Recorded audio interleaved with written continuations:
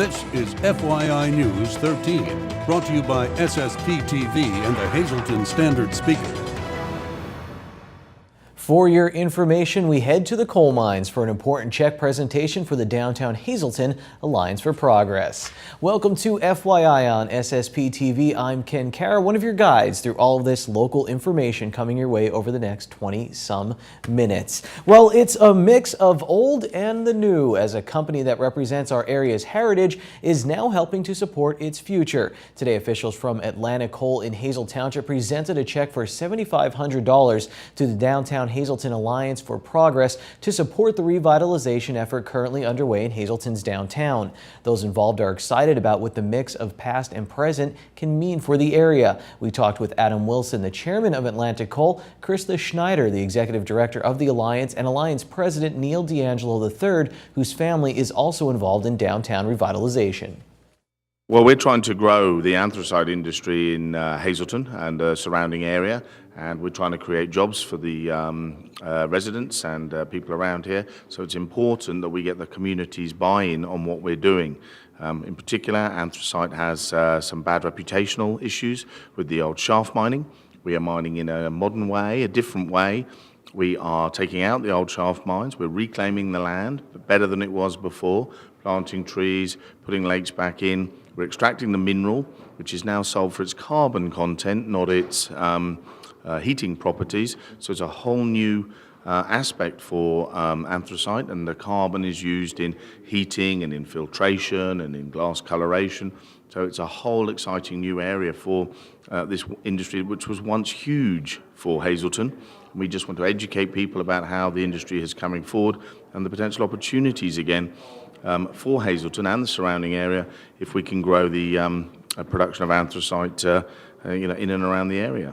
The history of Hazleton, very rich in the coal industry. My mom still works at a coal company. You said you grew up around here. This is an interesting tie for the Downtown Hazleton Alliance for Progress. And you mentioned that maybe this might be something you guys want to work with, is incorporating the coal history. Right. Well, I think that's something that we found as we, talk to people and try to understand how we want to market the downtown and the region in general is, we can't get away from the history, and we don't really want to. It's something that, the heritage of our region is pretty rich, and it's something that needs to be part of the story moving forward, and this is a really good example of how, the past is tied to the present, and so I think that's important to note and understand. It was amazing when I didn't know, coming in here. I've never drove back in here before, but coming back in and seeing what all they have going on here is pretty, the equipment, the movement. It's quite amazing. I'm looking forward to the tour to see actually, how it's actually operating back there. But it's exciting, very exciting. Do you see this as an important part, like Krista said, maybe the history of coal? I mean, I know when I was growing up, we went to Eckley like 45 times for our, field trips, and that was an important part of this history. Absolutely. The fact is Hazleton is what it is, or was, because of coal, and it still is what it is because of coal. And, it's a tremendous thing, and I learned a lot already, talking to them here. I mean, the fact that we have such a rich coal here and the high carbon footprint in the coal itself, and, it's tremendous.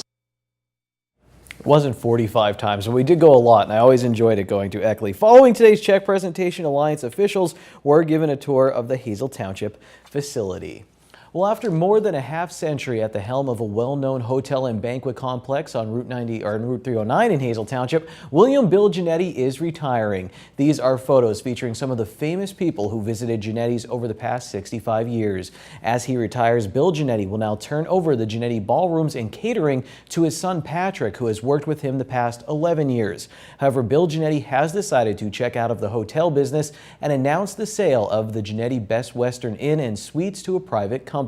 In a statement announcing the news, the senior Giannetti said, quote, "Nothing but the name on the hotel will change. Giannetti's will still be the area's premier caterer, event planner, and banquet facility," unquote. Bill Giannetti says that he is comfortable with his decision to retire, especially knowing that the catering business is to remain in good hands. Everyone at SSPTV wishes Bill Giannetti a very happy retirement, and we congratulate Patrick on his new endeavor. The process is underway to create a second magnet school for the Hazleton Area School District.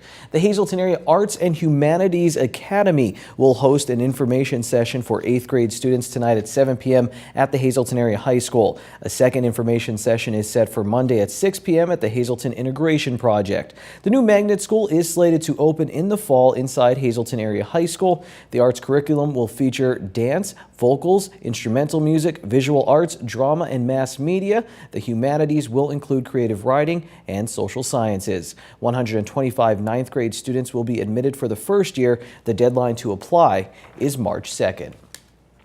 Petitions are being circulated for potential candidates for the May 19th primary election. According to our media partner, the Standard Speaker, several are interested in both the mayor's seat and Hazleton City Council.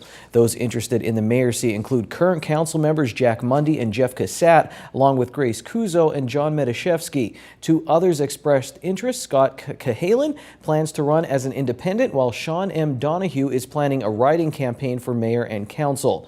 Meanwhile, current council member Keith Bass plans to seek re-election, while Gene Mope is undecided. Others still deciding include John Keegan and former council members Chris Puza, Kevin Shatter, and Jim Perry. Rocco Formica is considering a run for council and will be circulating petitions. The deadline to file petitions is March 10th.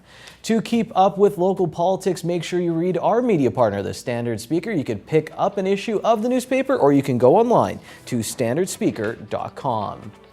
So you're going to want to stay right where you are, because after this break, a man who goes by the name of Porcupine Pete is here to talk all about Schuylkill County history. And in sports, it's the most shocking round of Know Your Teammate ever with some members of the Hazleton Area girls swimming team.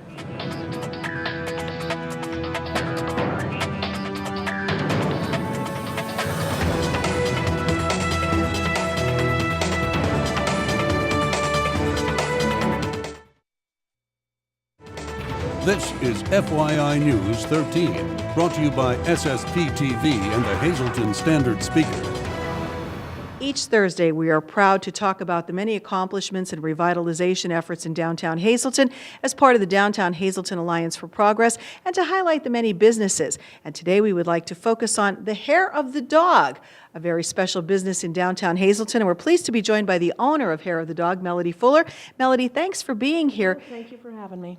Tell us about Hair of the Dog. I know it's a well-known name, and it's been in business for quite a long time here in downtown Hazleton. This is our 22nd year, and we're more than a grooming shop. We have the grooming, dogs only. I'm allergic to cats, unfortunately. And we have a dog bakery also in the shop, and we do obedience training. We can do private lessons. We used to have group classes, and we'll be starting them again now that the revitalization is done with and the streets are fixed and sidewalks fixed. We'll be starting up obedience classes again. We've been there for a long time, and I'm also a dog behaviorist, so we can address a lot of behavioral problems that dogs have. There's a lot going on there. How have things changed since you started 22 years ago as to what's happening now in downtown?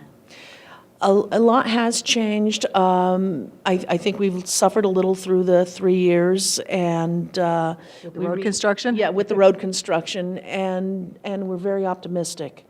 The Chamber of Commerce and the Downtown Hazleton for Alliance for Progress is working really hard, and I'm very optimistic. Things are changing. We're really happy with what's going on downtown. We're excited about the second Fridays that are going on, and we try to be open for them as much as we possibly can. You know, we're going to bring back the Halloween parade for the dogs again. That was a big thing, and now that the roads are fixed and sidewalks fixed, we can count on doing that again this year. So there's a lot going on inside your business. You're doing the grooming, which many people are familiar with, but I was not familiar with the fact that you have your own doggy bakery. So tell us a little bit about that. You have some of the samples here that you make. Yep, these are for you, and I don't know if you want me to hold For my dog, I hope, right? for your dog, okay. These are all human-grade ingredients, and they're all natural, and these ingredients are, we use organic grains. We've been in business with the Dog Bakery for 21 years. We are certified by the Pennsylvania Department of Agriculture, and we are also PA preferred company. So we try to get most of our ingredients are sourced not only in the United States, but we try to get a lot of them sourced right in Pennsylvania. So that's pretty amazing that this is They going have on. They have a 6 to 8 month shelf life, and I'll give you that too. And we also have 3 flavors of grain-free ingredients for people that have dogs that have allergies. Grain-free is becoming a big thing, and all of our ingredients are listed. All right, well, there's a lot going on. Are there any regular hours or any hours you want to talk about, or is it by appointment? Ours is by appointment. We're normally there Monday through Thursday. Friday is a big bakery day. On the weekends, we're vending. You know, we're either vending or I'm showing dogs. So usually Monday through Thursday. In the winter months, we're a little sketchy because, you know, everybody got their dogs done for Christmas. It's a little slow right now. So we fit the dogs in, you know, to maybe 2-3 days a week. If somebody is interested in the obedience training classes, or they want to have their pets groomed, or they want the doggy goodies, where do they call? They call 570-459-0669 or my cell, 570-956-4746. And your address on Broad Street is? 109 East Broad Street. All right. That's the Hair of the Dog. Many wonderful things taking place for all your pooches to be pampered down there and to get some great snacks like this and obedience training as well. Thank you so much for informing us on what's happening with your business. We wish you continued success. Thank you very much. All righty. That's Melody from Hair of the Dog. Time now for FYI News 13 weather. Do you ever dig a hole in the sand at the beach? I always love doing that. Maybe that's why this very large hole that's part of the mining operation of Atlantic Coal in Hazel Township fascinates me. Interesting. Moving on to the weather, very cold up there today, by the way. It's going to stay cold around our area. The National Weather Service has issued a wind chill advisory for our area until 7 p.m. on Thursday, and a wind chill warning is in effect from Thursday evening to 10 a.m. on Friday. Here's our local forecast from the National Weather Service. Tonight, scattered flurries before 11 p.m. Low around -8 with the wind chill will feel like -32. On our extended forecast tomorrow during the day, that's right, while the sun is out, mostly sunny and cold, high of 7, it will feel like -32 with the wind chill. Friday night, mostly cloudy, low around -7 with the wind chill, -21 is what it will feel like. On Saturday, there's a 50% chance of snow, cloudy with a high near 25. Saturday night, snow before 1 a.m. and then snow possibly mixed with rain, low around 22, chance of snow and precipitation is 80%. Sunday, rain is likely, but we reach all the way up to 38 degrees, so who cares? Sunday night, a chance of snow showers, mostly cloudy with a low around 16. Monday, a chance of flurries, high near 20. Monday night, partly cloudy with a low around 2. Tonight's weather is brought to you by the Ramada Inn in Hazelton. You can call them at 455-2061. They have banquet rooms available for any type of gathering. You can also go online to ramada.com. This Sunday, a very unique walk will be taking place in the borough of Tamaqua, and here to tell us all about it is Porcupine Pat McKinney, who is the education coordinator for Schuylkill Conservation District. I like your name, Pat. Well, it is a funny name, and it's one that people seem to remember. If I just said my regular name, they would say, "Who are you?" Now, this is an interesting walk that's taking place, the Molly McGuire Meander, Sunday at 1:30, starting at the Tamaqua Public Library. You said weather permitting, but this is a project, I guess, of Schuylkill on the Move. So let's start there. What is Schuylkill on the Move? Well, it's a consortium of people that have similar goals, one of which is to promote health and wellness, but also to instill pride in their communities. And we have Schuylkill on the Move walks that go throughout the county. And sometimes we step over the county border, but they all have some connection to Schuylkill County. The consortium's comprised of everybody from like the Schuylkill County Historical Society, the Schuylkill County Visitors Bureau, Schuylkill Conservation District. There's a lot of Schuylkills here now. And we also have our friends at Diacon Social Services and Schuylkill County's Vision. So the goal is to, again, promote something that the community will enjoy, have fun, but at the same time learn more about nature, the environment, and also local history and culture. I was just going to say, it's kind of like a walking history lesson taking place on Sunday. For people who come out at 1:30 on Sunday, what will they be doing? What will they be seeing? Oh, Tamaqua's, there's a lot of historical information and sites to see. And in fact, it's actually our county's first National Historic District. So just with that designation, that speaks volumes. But on Sunday, if we have weather permitting, we will stop at the Tamaqua Railroad Station to see its connection to the Molly McGuires. We'll, of course, travel to the murder site for Benjamin Yost, and that's always, we got to keep people sitting on the edges of their seats, so murders are always something that will be a good story to tell. But also just to enjoy the scenery, because I was just there just the other day, and Lisa, I have to tell you, Tamaqua is a beautiful community. With the rolling hills, the way the snow looks on there, the people will really enjoy the scenery. Now, you're hoping the weather cooperates on Sunday. If it doesn't, you'll have to reschedule?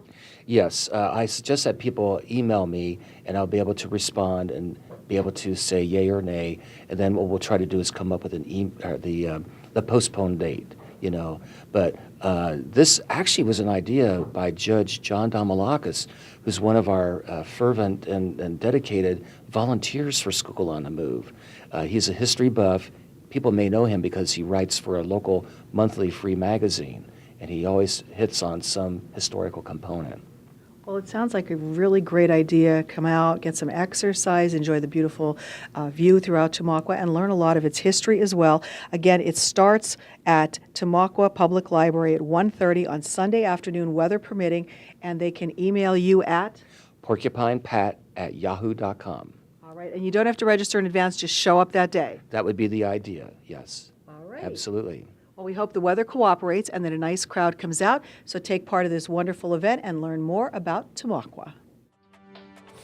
I only got to speak with Porcupine Pat for a short while, but I'll tell you what, it was definitely worth it. Interesting guy. You'll want to meet up with him this weekend. Here's your midday winning Pennsylvania lottery numbers before we go to break. Pick 2. How do you like that? 1-3. Pick 3, 629. Pick 4, 2019. Pick 5, 76272. Know Your Teammate is next on FYI.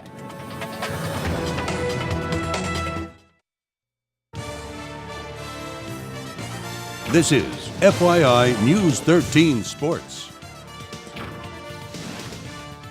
You're about to see highlights from a recent Know Your Teammate segment I shot with 4 members of the Hazleton area girls swimming team. You're going to want to see the director's cut on an upcoming Out of Left Field on SSPTV, but for right now, here's the highlights.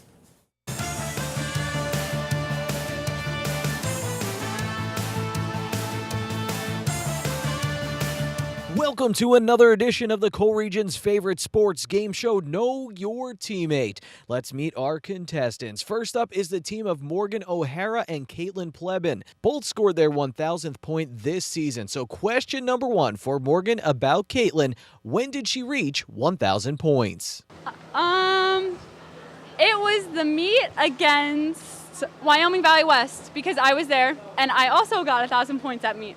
Also, it was the same meet. Yeah. What event was it?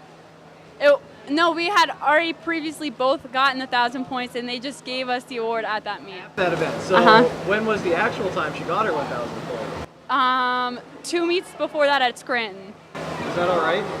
I guess so. Morgan did a great job, and so did Caitlin, but the highlight of their interview came on a wrong answer. Okay, Caitlin, what's Morgan's favorite song? You like Hall of Fame by The Script. Wrong! Sam Smith! Sam Smith! Knew you were going to get it wrong. You liked Hall of Fame by The Script, though. Why did you think that? Because last year she wrote a report on it. You wrote a report on it? What was your report Hall of about? Fame by The Script. I had to write like a song that like pumped me up, and like I picked that one. So. Right, but you kind of set her up, and then you said, no, I knew you were going to get that wrong, which is against this team thing, but you knew she was going to get it wrong. What is your favorite song?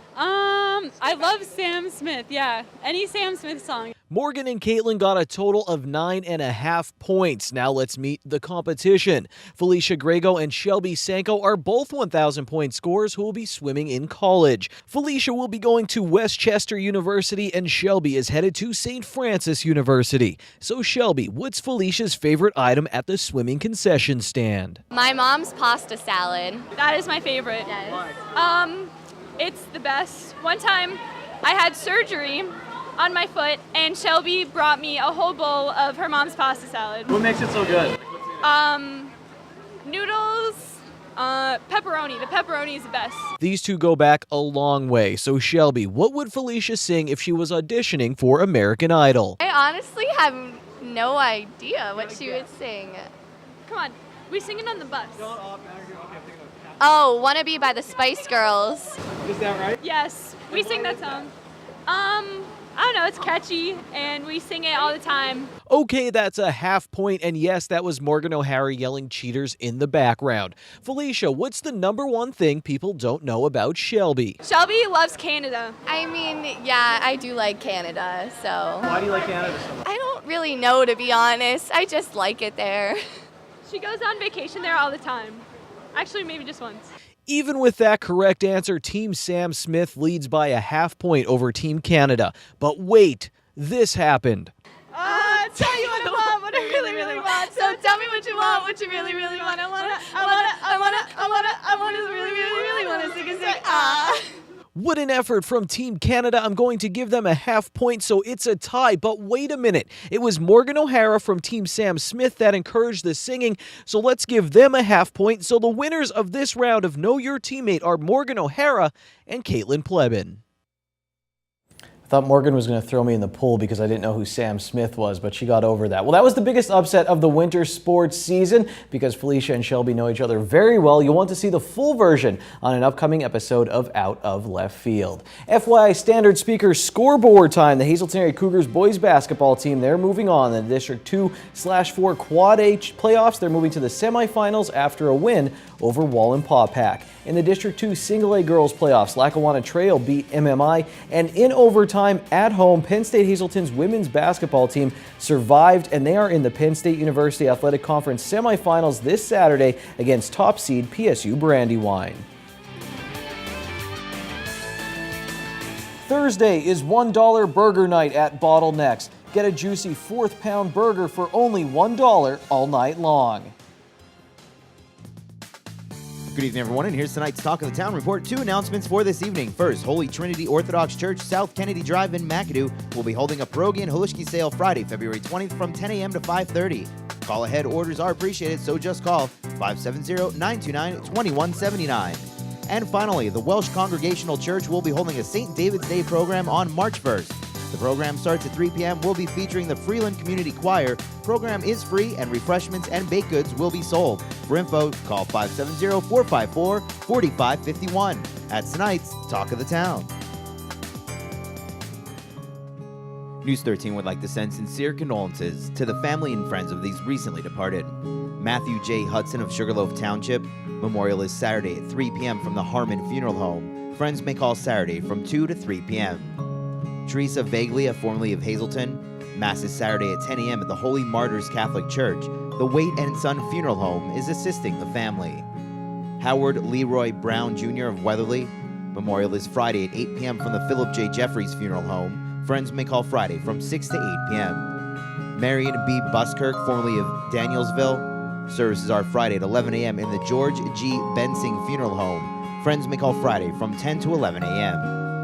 Susan E. Royak of Hazelton. Friends may call Saturday from 2 to 4 p.m. at the Joseph A. Moran Funeral Home. Mildred M. Rostis, formerly of Hazelton. All services are private and under the direction of the Joseph B. Conahan Funeral Home. And Edward D. Marmello of Oakdale. The McHugh Wilczek Funeral Home will announce complete arrangements.